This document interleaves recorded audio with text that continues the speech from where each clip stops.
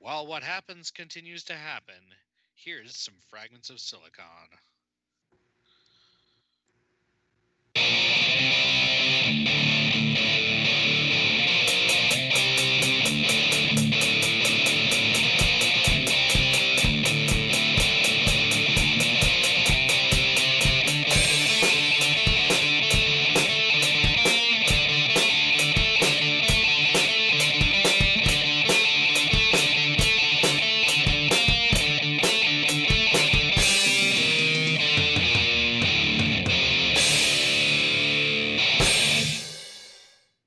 All right, welcome to another installment of Fragments of Silicon. I think we're all in a better mood this week. Mm-hmm. I know Yeah. I am. I'm like, so yeah, that's good. I suppose this is our first proper show since Well, if you want to know what happened last week, just go watch the episode, Or the news. I, Yeah. or watch our other show. But Yeah. we're not talking about it here in this space because we're here to talk about video games. Like, Hmm. anyway, I'm your host Adam. Joining me as always is the regular crew. Let's get to the news. Petty Fan, why don't you start us off this week? Uh, Not a whole lot of interest has happened, which is, kind of a good thing. We got the yard taken care of, so hopefully we don't need to deal with the city again, at least for a while. And, yeah, just been kind of chill. As far as games, we've still been doing 14. Um, I've still been playing Genshin Impact and kind of poking at games for the show. And also, but I've been having a weird fascination with playing Tetris Effect Connect, but on my keyboard, because PC version on Game Pass. Right. So yeah, it's bringing back flashbacks of Tetris Worlds, and I don't know how I feel about that. Like, of all the Tetris games worlds, Yeah, sadly, I think Worlds is the closest, analog to it. that's I don't know how to feel about that. Hmm. Like, anyway, Alright, yeah, but I think that's it from me. all right, Galax. Oh, not a whole lot going on around here. As mentioned in the pre-show, the fact that it's been slightly above freezing, and the plow guy, and last time it snowed, it only snowed just under the plow guy's minimum limit, has resulted in our driveway being a little bit frustratingly icy. Uh, but that's not been too bad. And let's see. I think I have more carryover time at work than I thought I did, so that's good. Mm-hmm. Means I can afford to take some time off.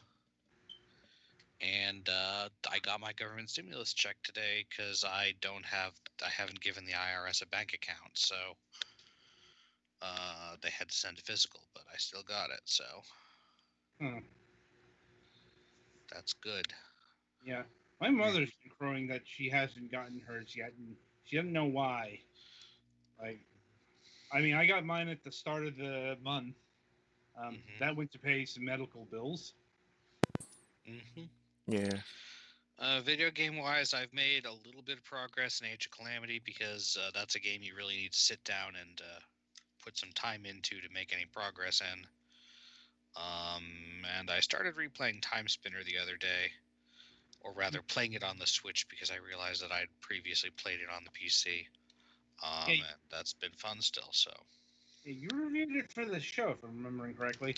yeah, because I had a copy and I got an extra code and I gave that to Betty Fan so he could review it.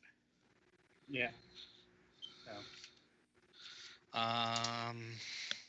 Oh, and the bonus Splatfest is Stars versus Mushrooms is this weekend, I believe. So, Oh man. looking forward to that. And that's about it. Well, Twilight, you're up. Yep. Let's see now. Yeah, not much going on around here either. Yeah, it's been chilly, just in frost mostly in the mornings, and there's a lot of cold air. Yeah, well, like I said, not much going on around here. Well, work's been going well, though this has picked up some. Apparently, some people worried about something's going to happen. Yeah, bunch of bull crap there. I'll just stick to that. Um, Video game wise, well, my friends and I have continued on a little further with our playthrough of Left 4 Dead 2, and then we've also continued on with Borderlands 1 as well as the enhanced version of that, and yeah, I've done some time on my game for this week, and that's it. All right. Well, I guess it's my go. Let's see. Actually, a fairly significant week. In the sense that the other day, roofers showed up because they had to do some repairs up top, like quite extensive and harrowing.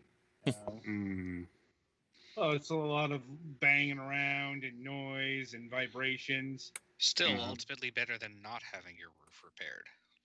Yeah. I'm like that. I'm like, apparently there was quite a bit of rot up there. Oh, wow. You're lucky you don't have to deal with like ice dams and shit. I'm like, I'm aware. Like, but that's been taken care of. Still, like, there's still work that needs to be done with the tool shed over yonder, which has a leak in it. Obviously, the roofing there was different, and that'll get fixed later down the line. Anyway, let me see here. Also, this past Friday, as mentioned last week, Mac and I did the Star Trek 25th anniversary NES stream. It went kind of a mixed bag, actually, in the sense that the first 20 minutes or so, there was a rather significant technical issue. Yeah, I'm like, so what happened there was Mac was both streaming the game to Twitch and broadcasting it to me on Discord, and his current rig doesn't have enough power to do that. So at least do it in a acceptable enough way on Twitch. That's why all the lag was there. And sorry, I would have mentioned it, except for the fact that freaking sometimes Twitch just be like that. Right. So I didn't realize that it was something that was like happening for everybody. Right. That being said, Mac has said he's going to fix that video. I haven't heard anything about that, so I'm assuming it's still in the editing room, let's say. We might hear something tonight. Yeah. Like, I mean, to my ears, the way to do that would be to like separately record the first however many minutes of the video and just splice that in. Well, I mean, bring that up to Mac, later. If he hasn't already fixed it, like I said, right.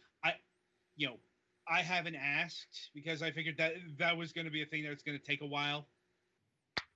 And I'm sure if when Max got it done, he's going to tell me and all that stuff. So yeah, that was my week. So yeah, I think we're ready to move ahead. Merrily, we shall roll along to the interview portion of the broadcast. And joining us this week is Austin Stark of Fixture Gaming. Hey guys, thanks for having me on. No problem. Right, so how we like to get started is we like to get to know the people behind the game, or in this particular case, the gaming accessory and the studio and what have you. And we do that by asking this question: what got you interested in video games, both on a personal and a professional level? Well, I guess, I don't know. I guess my cousins. I've always wanted to play video games. I think I remember asking for Sega Genesis when I was asking Santa at a mall one time. So I think as long as I can remember, I've always wanted to play games.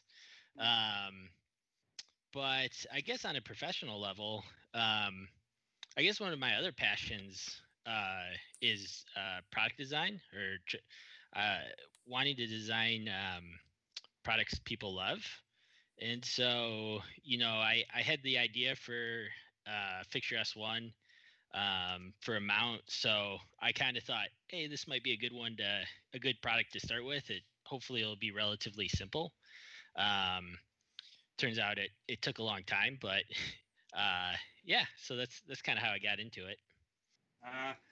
I think that is a universality in the video game industry. I thought it wasn't going to take a lot of time. It ended up taking a lot longer than I thought.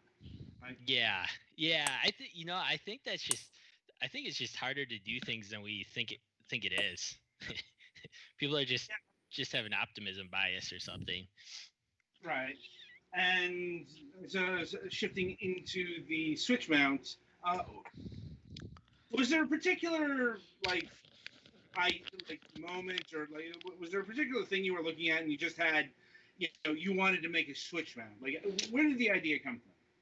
Well, I mean, I was playing Breath of the Wild. I just graduated from the design school, and I was looking for a job. I have an undergrad in mechanical engineering, but this was a graduate degree, and so I was looking for a job, and the Switch came out, and I decided to buy it anyways, even though I didn't have a job, which I guess turned out to be a good decision, a financially wise decision. But yeah, I was playing Breath of the Wild, and I think I had to play in handheld mode, and I was using the Pro controller, and I thought, hey, I want to buy a mount for this, so I went on Amazon and looked, and because there's been controller mounts for cell phones for a really long time, so I just thought someone would do it, and no one did. So after a while, I'm like, hey, maybe I should try and do it and see how it goes. So yeah, I was originally I originally thought it would take a couple months to design, and then I'd get out. But yeah, it probably took about 8 months. I'm like, and I suppose if we're getting into the specifics of the S1, Galix, over to you, since you handled the review and you have the device. So yeah, I mean, what, for questions about it? Yes. I mean, so I did look up and I saw that there have been some other ones made since, but it seems like the big thing that you do differently is that the actually taking advantage of the Joy-Con mount to be where you slide the game into. Yeah. Are you liking that, or do you wish it was a clamp? Well, well, see, the problem with the clamp is that there's not really a good way to. There are little holes in the bottom for where it sits into the dock, but there isn't really anything on the top, and there's the game's the system's heat vents are up there. So I think it's probably both more solid this way and also doesn't interfere with stuff. Mm-hmm. It's just the downside is that it means you can't use it with the Joy-Cons on the system. You have to take them off. Right. Yeah. That's the only real downside to it. I think overall it's a pretty good idea. Yeah. Yeah, I guess I can kind of talk about that. I really I don't like clamps in general because I think they're bulky. But when I originally, didn't think I'd be able to get the money to go to tooling, and I'd never crowdfunded anything before. Really, I feel like I just have tried stuff. So, but yeah, so I was gonna 3D print them and try and sell them on Amazon. And so I made a clamp that kind of clamped over it, and I'm like, I wonder if I could hold it by the sides. So I made a big thing that slid in, that took up the whole back, and I took it off, and I'm like, I wonder how strong this is. So I broke it, and then all that was left was about the same amount of material that is there now. So it was kind of just, and then I'm like, I wonder if this is all I need to hold the Switch, and it turns out it was. So it kind of just happened by accident a little bit that I kind of went that way. But I liked it because it was a lot thinner, and at the time it was quicker to 3D print. But I guess I'm not doing that anymore. But I still liked the compactness of it. And it does still fold up really nice, either with the stuff in or without. Yeah. But yeah, I guess at the time when I was designing it, the Switch Lite wasn't out either. So I think it would be nice. Like I see why clamps would be nice, because you could have the Joy-Cons on still, and you could use it with the Switch Lite. But I guess it wasn't out at the time. So I think they're different heights anyway, so you'd probably still need a different clamp for that. Or no, because the clamp, you could have a variable length thing. But yeah. Yeah. But yeah, I kind of like this. I kind of like it. I think it makes it simpler. The only other thing I've been thinking about since I got it is that obviously I haven't had it that long, and the rubber that you use for the bottom for it to rest on a thing, and on the back where it connects with the Switch.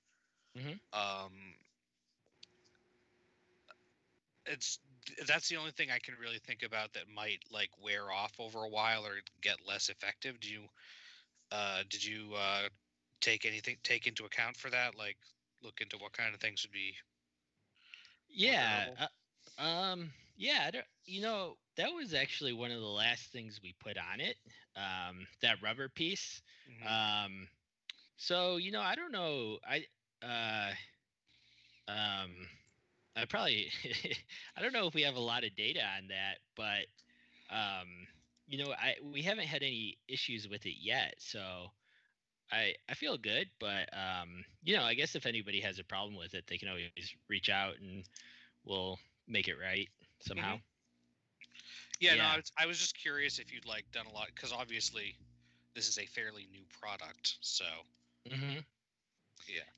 yeah, no, not as much with the rubber. Yeah, I think we used some pretty tough glue with that. It was recommended by the manufacturer. Yeah, I'm not worried about the like falling off so much as the rubber just getting worn down. Oh, the rubber. Yeah. We haven't had a whole lot of data, but I guess we'll keep an eye on it, and hopefully make sure we we make it right if something does happen. Okay. That was just one of the things that came up. Yeah, the only other small issue I've had is that sometimes, well, I preferentially use the like official Switch charger, which has a little bit of a bulkier over jacket on the thing, but sometimes, like if you try to put it with the the neck flat against the back of the holder part, it's a little bit long. It's a little bit. I like that there is a hole that you can put the charger in through, but it's a little bit too close for that to work well. Yeah. I know what you mean. So I was planning on coming out with my own 90-degree USB-C cable. But I guess, are you guys familiar with like USB-C cables bricking the Switch and Yep. people? Yeah, it requires that's why I preferentially use the official one. Like my cell phone charger is a quick charging one, so it works, but I'd rather not, mess around with it. Right. Yeah. So we started looking into the specs that we would need, and I found this cable that I really like, that fits perfectly in there. It works so well. But they said they wouldn't be able to make it with USB 3.1 specs. because of all the chips and so yeah, I haven't been able to figure out how to get. When I designed it, I didn't think it would be so hard to find a cable that would work with it, but And it's been a obviously, little bit of a challenge. It's not unworkaroundable because most poses Right. for most ways you pose the neck and the brackets, it works fine. And if you don't, you can always just put it down the front of the controller and not through the little hole on the neck, which is nice to have. Right. Yeah. It's still functional. It's just that's the only minor physical. Yeah. Yeah. I know. Yeah, I know what you mean. Yeah. Maybe one day I'll be able to come out with a cable that'll kind of fix that problem. But yeah, well, it's you want to make sure you do it right. Like it's easy to rush out a cable and then it bricks someone's switch. So oh yeah, obviously it's better to make sure it's right. yeah.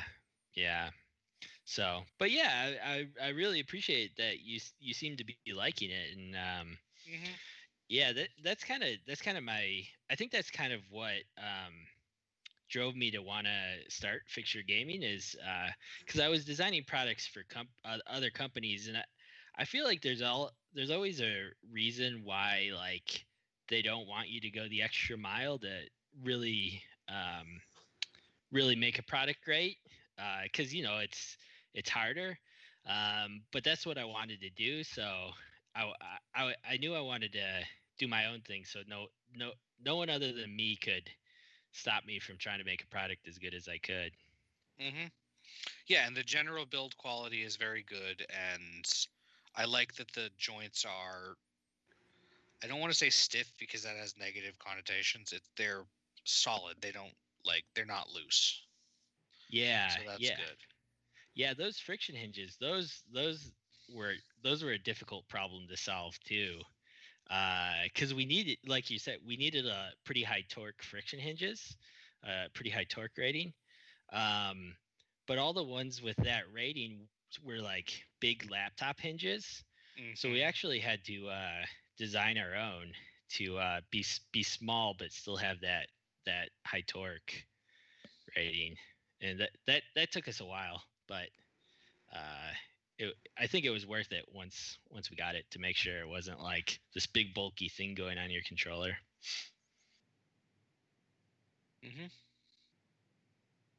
Like now, given that this was your first build and product, what did you learn along the way that you would do again and you wouldn't do again?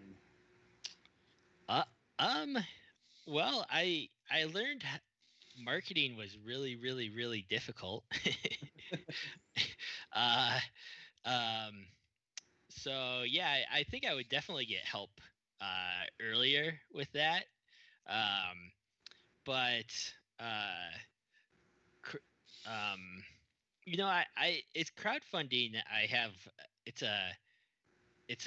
have a weird feeling about, I guess, because it's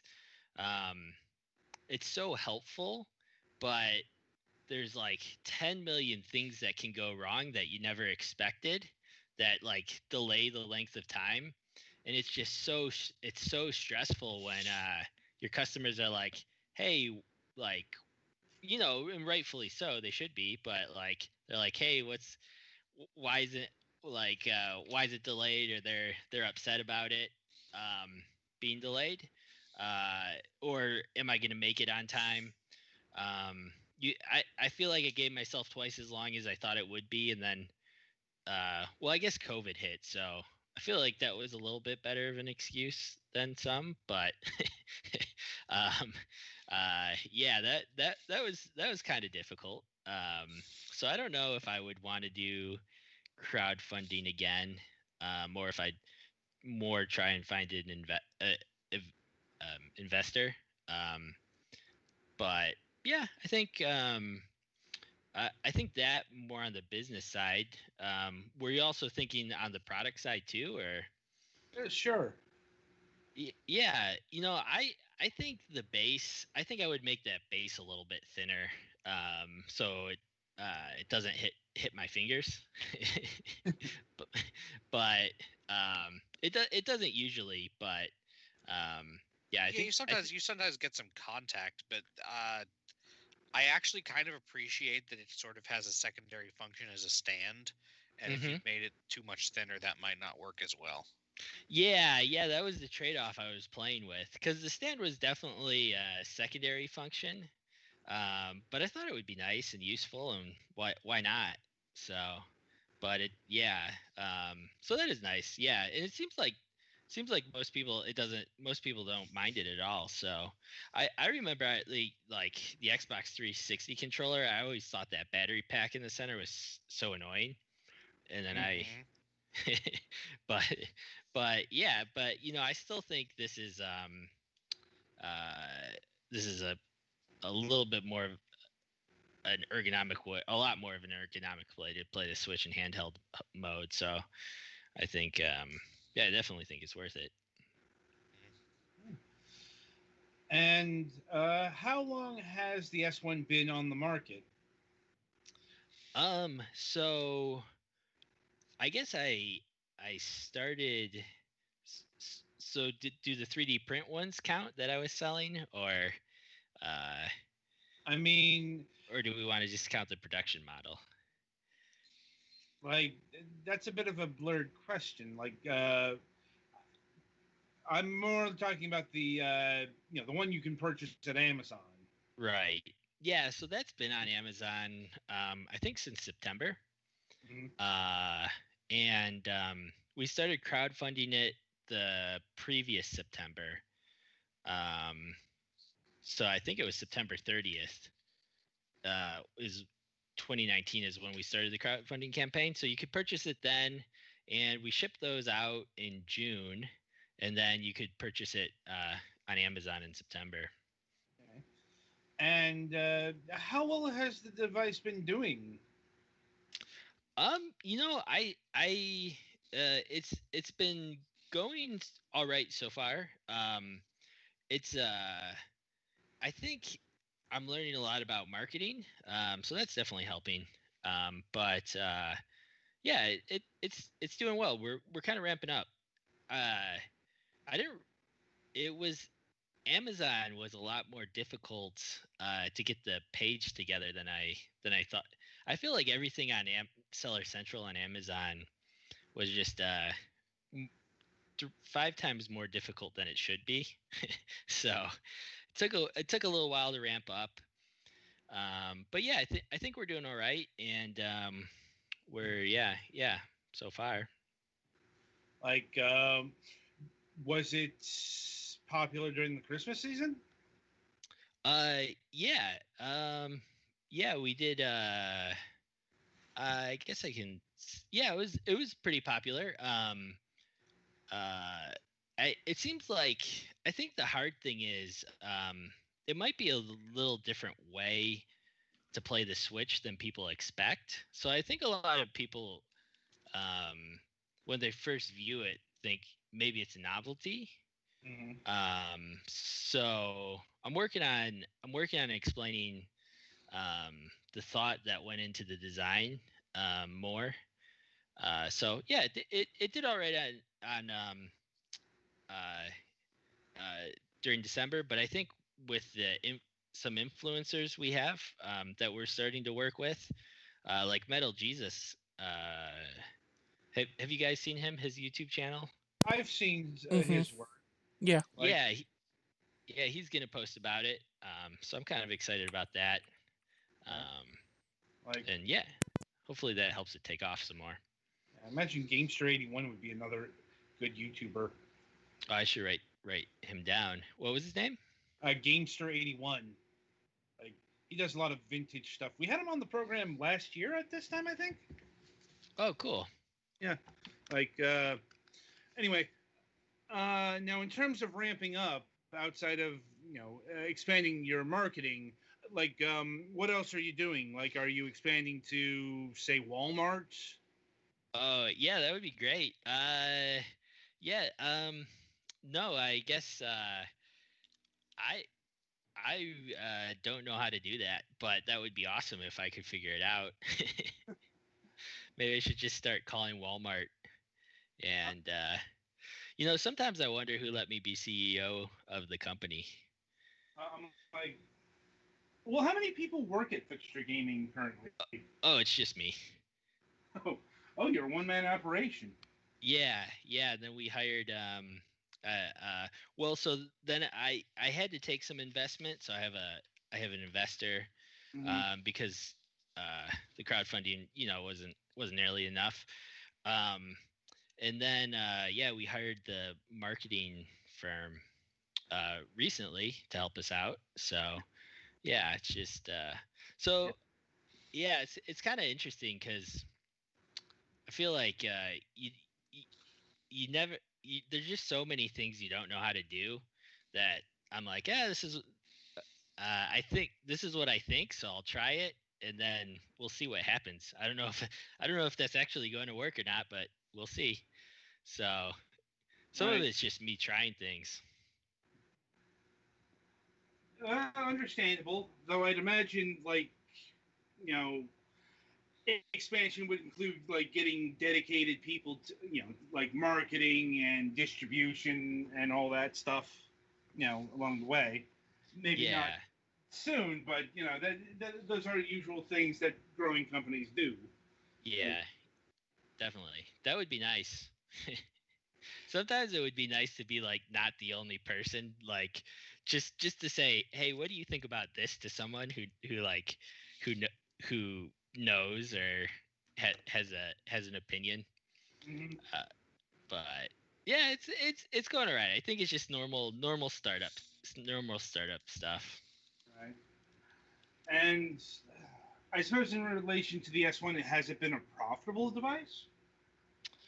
Well, not yet, but I think soon. I think we're looking that way. Soon, yeah. Okay. Now, in regards to the actual consumer base, what's the feedback from the customers? It seems to be really positive. I think I think there's a lot of people who have problems with ergonomic problems with the Switch. I guess that's obvious. So, the people who kind of get it right away, or like are willing to buy it, they're almost kind of looking for it, and so I think they end up being pretty happy.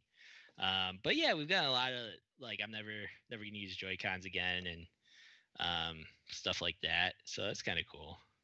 Well, I suppose in that area, have you looked at doing any sort of Joy-Con accessory? Oh yeah, like a Joy-Con under the Switch, or like an attachment for the Joy-Cons. Yeah, something like that. Like one of, like I don't know, like something that would do vertically, like the flip grip. Oh right, yeah. The flip grip is pretty cool. I've never yeah. So wouldn't attach to the so are you saying something like the flip grip, like the competitor? Not necessarily in that vein, but something with the Joy-Con, since they're like the default controller device for the Nintendo Switch. Yeah, that I haven't thought of anything with that, but I mean that does make sense, because then people wouldn't need to buy a Pro controller to use it. But yeah. Anyway, and I suppose along those lines, have you been giving any consideration to any other sort of devices, be it console or maybe mobile? Oh yeah, I mean I would really like to make some for like the Xbox controller and PS4.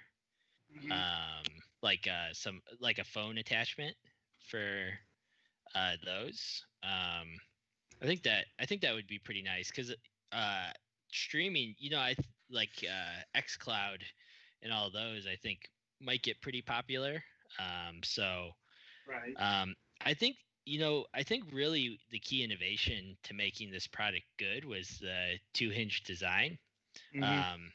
which I actually patented that in 2018. But a few companies have come out with ones for Xbox and stuff since. But when I first thought of it, I imagined the Switch over the controller because I knew that when we lift things up, we naturally balance the center of mass of the system, like whatever we're lifting, over our hands. So if the screen was behind the controller, like traditional controller mounts, that put a lot of torque on your wrists. So with the Switch being heavier, I knew that couldn't be the solution, and so that's kind of how I came up with that's why I came up with the 2-hinge design. And so I think that it definitely works well. Yeah. So and then when the other ones came out, they didn't use friction hinges, which the friction hinges are actually, they're metal. They're more expensive than all the plastic parts combined. But I realized like it didn't cross my mind to like use knobs that you'd have to unscrew and then move it and then tighten the knobs back up, like the other ones did. But I guess it made it half the price. So I guess that makes sense. But if you want to go from like sitting on the couch to laying down, then you have to unscrew these knobs. Seems like extremely tedious to me. Hey, I'm sure that's one of the reasons why this is a little bit more expensive than some of the other Pro Controller grips. But again, it's worth it for that. Yeah, and also, did I send you guys a case? No. Oh, okay. I'll have to send you guys one. But when you're done with it too, having the friction hinges is really nice because you can just fold it up really quick and then put it in your case. Right. So that was another even the thing. box is pretty good for storage, but. Oh yeah, that's true. Well, this holds the Switch and the controller. Yeah, that would be nice. Yeah, so all you have to do is it's all connected, fold it up, put it in the case, and it's actually I worked pretty. It's a lot thinner than you'd imagine. A case would be that you're taking a Pro Controller around. Yeah, I did test out folding it down with the Switch on it, and it actually gets pretty compact. Yeah, so I spent a lot of time on getting that right. So you could, one of the things, the ones who copied me, like the knockoffs, I got it, and part of me was like, I showed you how to do this. Why'd you do this so poorly? But I don't know. So you feel like you just put all this thought into something, and then someone else does it, and they just don't put any thought into it, and you're like, I don't know, it makes you angry. Yeah. If you're gonna rip me off, you could at least do a good job of it. Yeah, that's how I felt.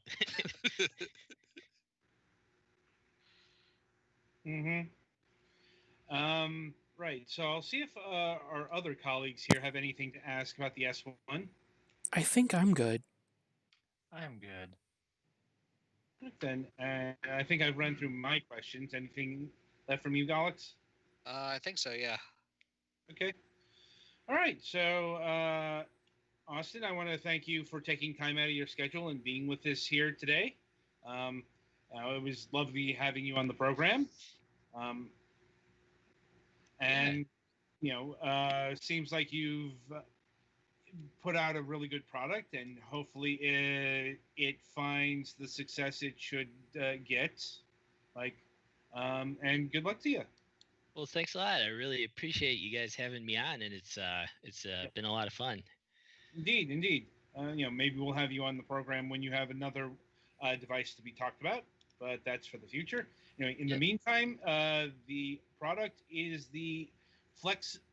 Sorry, don't know why I'm having it. Fixture S1. Sorry, the Fixture. I'm not sure why I'm saying Flex.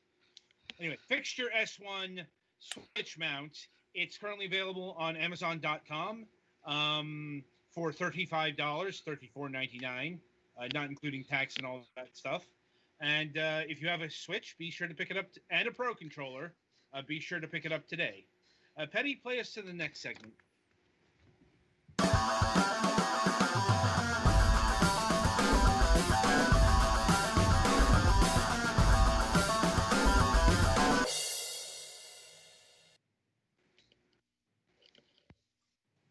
All right, welcome to the topic of discussion.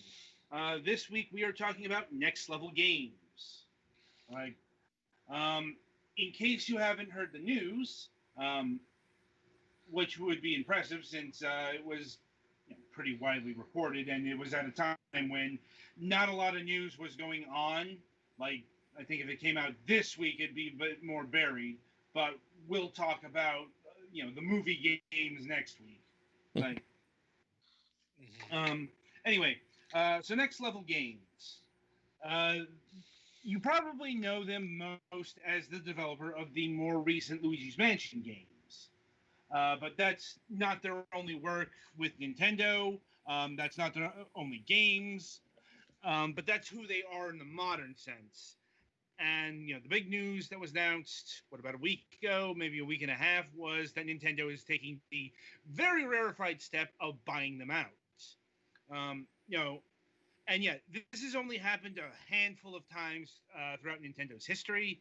Last time Nintendo bought a company, it was the codec developer MobaClip.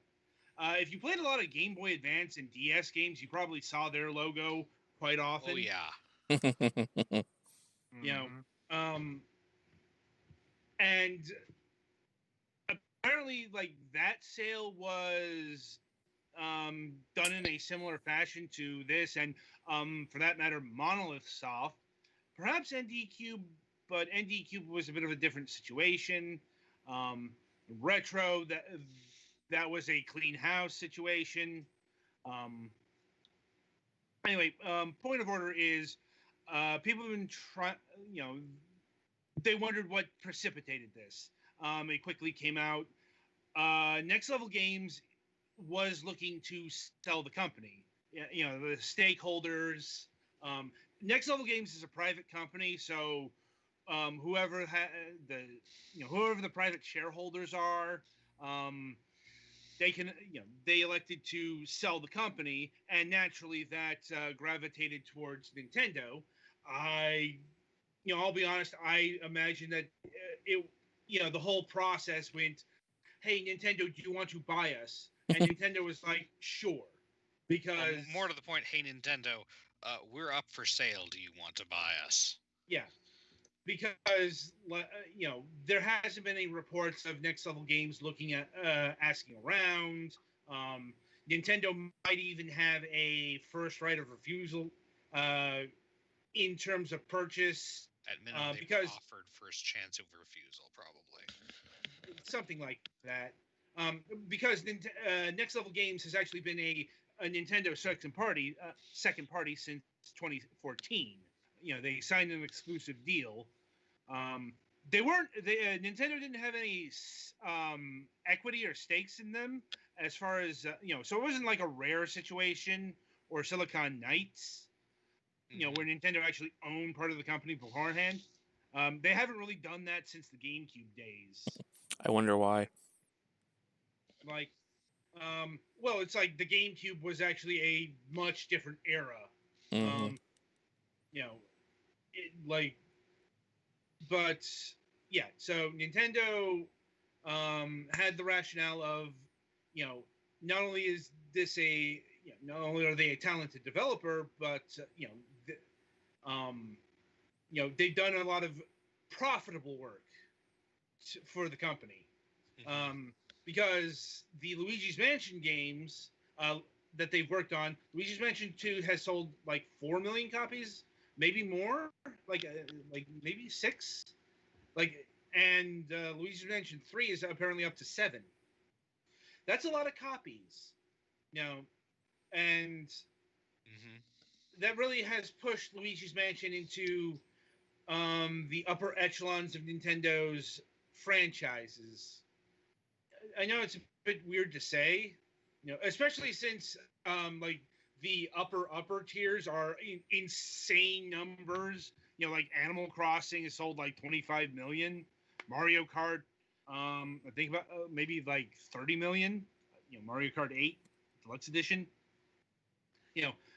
Point of order is they made a lot of cheddar. Plus, the attractiveness of buying next level games for other companies was limited because Next Level Games is a pure developer. All of their games that they've worked on have been external IP, as they call it. They did have plans once to do an original game called Clockwork, but I think that was back in the Wii era. But that got scrapped for one reason or another. And if they weren't working on a Nintendo franchise, they're like the developers of the Wii version of Tom Clancy's Ghost Recon, or they did the Microsoft Solitaire collection. They were the developers on Spider-Man: Friend or Foe. Like I said, real random licensed games that weren't, necessarily bad, but weren't very remembered. Their work with Nintendo back in that particular era is still remembered because their first job with Nintendo was being the developers of Super Mario Strikers and its sequel, Strikers Charged. Also known as the pretty good Mario Soccer game. Yeah, that also had Nintendo crack down on how much you're allowed to vary their character designs afterwards because they're weird like that. I'm like, it's a Mickey Mouse situation. Mm-hmm. Mario is their is basically their corporate symbol. Mm-hmm. I can't say it's their actual corporate symbol because they don't use it in their logo or anything like that. Like Disney does. Like Disney, but he's basically the symbol of the company still. Yeah. So, and that comes along with it very, very strict mandates of display and stuff. See also why Mickey Mouse isn't allowed to do anything interesting anymore. Yeah.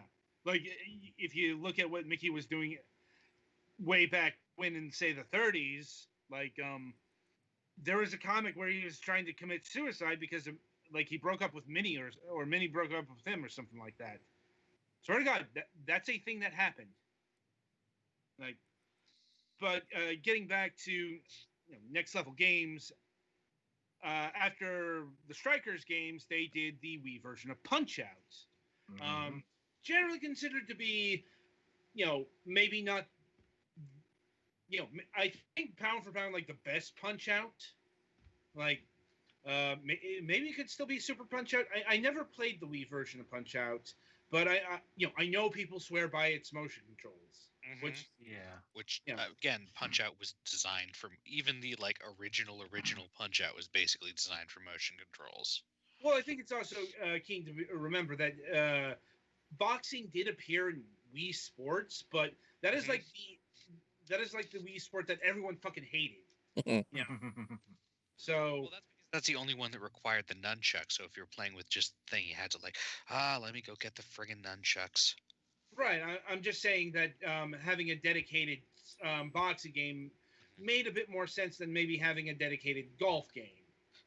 And that's probably why we never got Mario Golf on the Wii. And I suspect that's also the reason why Mario Tennis was just Mario Power Tennis, but ported to the Wii. Because, Wii Sports existed. Why spend the resources on dedicated Mario games that probably didn't have the... It's weird to say this, but in the case of the Wii line, it's absolutely true. Just keep in mind how many copies Wii Sports sold, or Wii Sports Resort. The Wii line was just absolutely fucking massive, even in comparison to Mario sports games. Granted, Mario sports games kind of had a ceiling there if you weren't Mario Kart.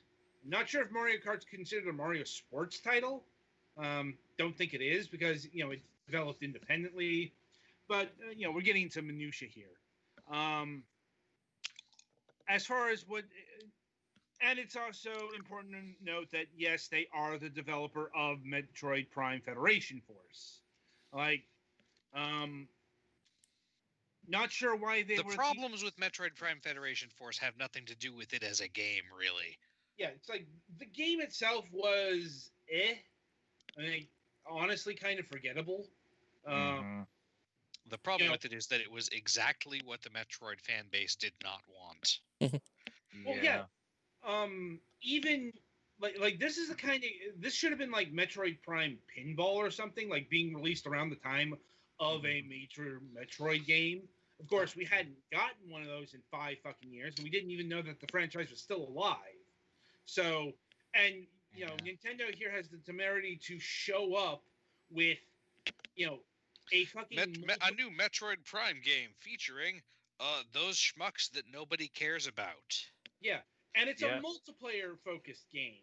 On the here's the thing, that didn't really help Metroid Prime Hunters either, or it didn't help Metroid Prime 2.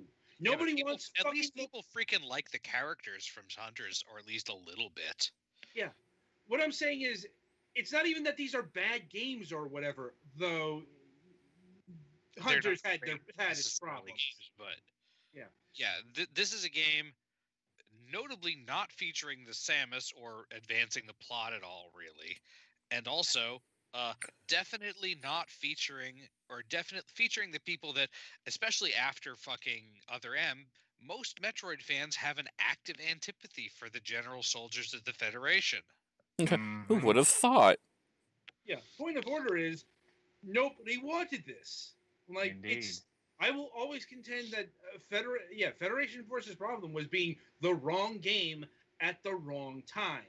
And I think I'm feeling pretty vindicated about that, considering that nobody even really remembers Federation Force. Like, in spite, like Other M, it will still get divisive, probably a lot less divisive than 10 years ago. Just because that's how time works. But Federation Force has just kind of been memory hold, because that's what happens to the mediocre. You get forgotten. Like, and it's, and I will say, it's also in conjunction with the heat dying down, because, we got Metroid Samus Returns. We're getting Metroid Prime 4 sometime before the heat death of the universe. Well, it's like, keep in mind that Metroid Prime 4 had to have a complete fucking reboot in terms of development. Though again, we're back to it was Miyamoto, right? A delayed game is eventually good. A bad game that gets released is bad forever, which is less true than it used to be, but still. And that always had its problem, because, well, development hell has its own strains. All I'm saying is, if they're gonna actually release Metroid Prime 4, it better fucking be good, or people will go ballistic. It's Other M too. Violent uprising. Now, as far as next level games and Nintendo, in real terms, their relationship isn't going to change much. This is what I like to call one of those formality purchases. Like, they haven't worked outside of Nintendo's properties for quite a while.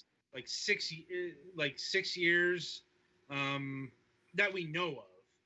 This isn't including like canceled projects that are still NDA'd up and down the line or whatever.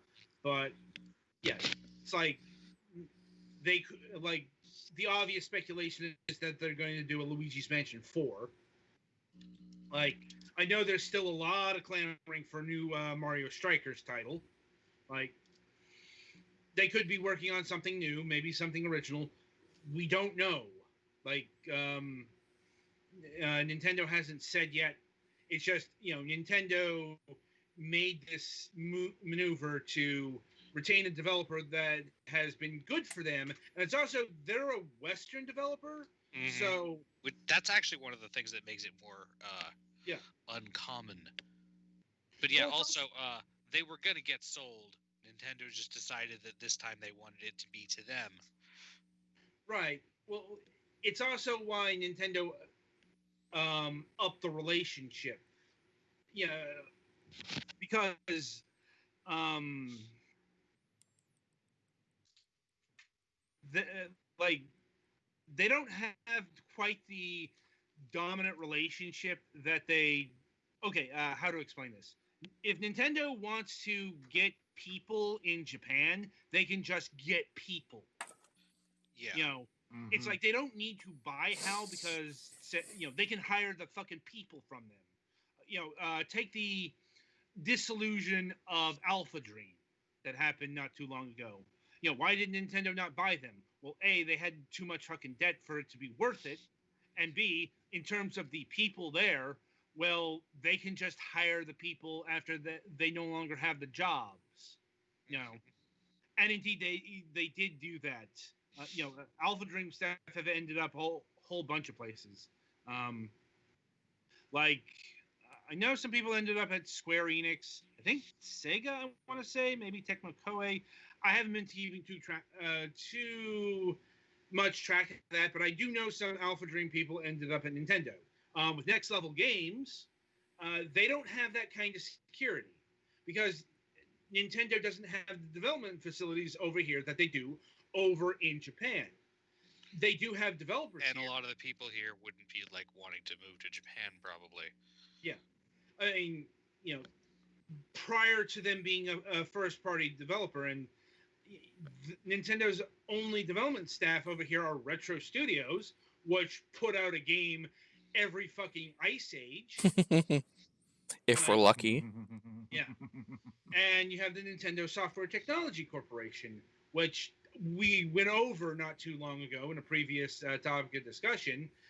They were once fairly prominent in terms of Nintendo development, but ever since the Wii Crush debacle, they were pretty much regulated to downloadable projects and Mario vs. Donkey Kong. In recent times, they've been doing the porting work for various games. Like, for example, NSTC is the developer behind Super Mario 3D World plus Bowser's Fury. To the extent of, like, I'm not sure if we know if they're the developer of the Bowser's Fury part or if they're just porting 3D World by itself. But, they've done, like they did Treasure Trackers, they did Super Mario Maker for the 3DS, which is definitely a step above what they were doing previously. But, that's still like port work. That's not, making an original game level of development. Now, is it? So Nintendo had fairly limited resources over here. So, they upped the ante a bit. Basically, this is a way of saying, yeah, purchasing Next Level Games made sense for them. And probably didn't make a lot of sense for other companies because getting back to a point I digressed from, Next Level Game doesn't really have any IP to their name. They're a pure developer. Like, sure, they have a pedigree, and I'm sure somebody would have bought them, but, they're not getting a fucking $1 billion from EA kind of levels of money. Probably not even Insomniac money. Because, they're not that big of a developer. Anyway, so, yeah.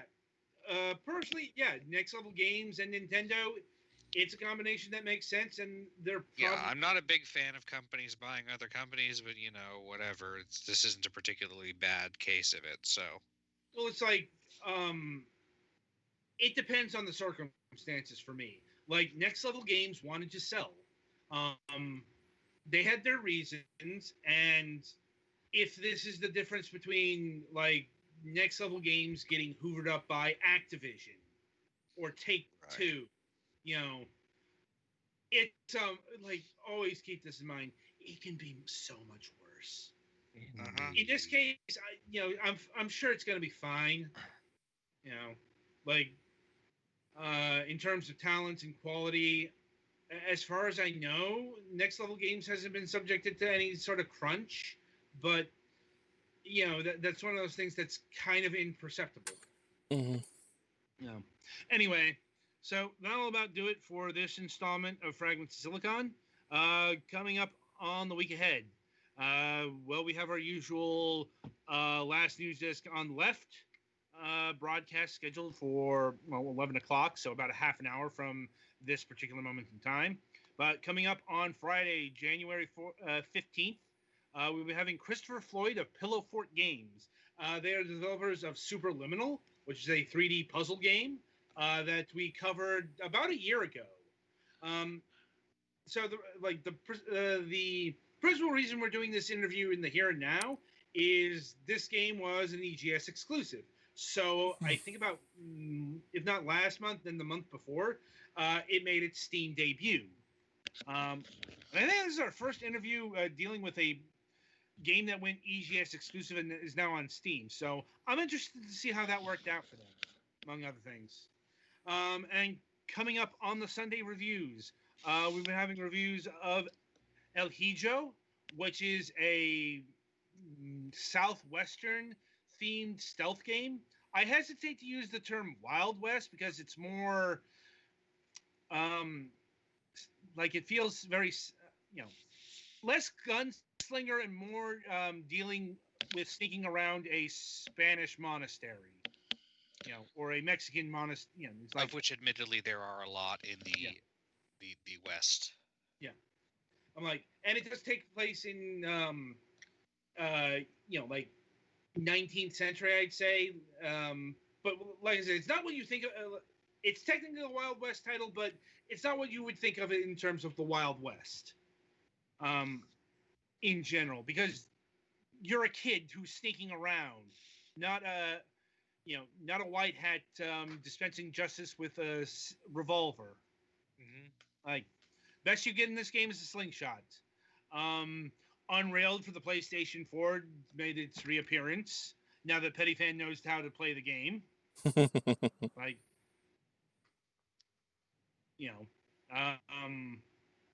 Petty? Yeah. I think he's having some audio problems there. Better? I think you, Yeah, there you go. Yeah. So, anyway, like, now that you know how to do the thing that you couldn't do beforehand, I'm actually expecting some playtime here. Mm-hmm. Like, we got Golf 0 for the Nintendo Switch. I'm curious as to how they made a prequel to the entire sport of golf, but we'll see. Like, I'm curious how they played golf with no holes. I thought the prequel to golf was just like hitting rocks with sticks and seeing what they hit. There could be a few sports, though. Mm-hmm. Like, anyway, and we got Suzerain, or Suzerain. I'm honestly not sure how to pronounce that. It's one of those words that aren't actually words, so... It's a real word. It means like monarch or supreme Oh, ruler yeah, or it is, something. yeah. I looked it up. I did not know this. Yeah, Suzerain. Yeah, Twilight's handling that one. Mm-hmm. So, yeah, that's the week ahead. And until next time, I shall wish you good gaming.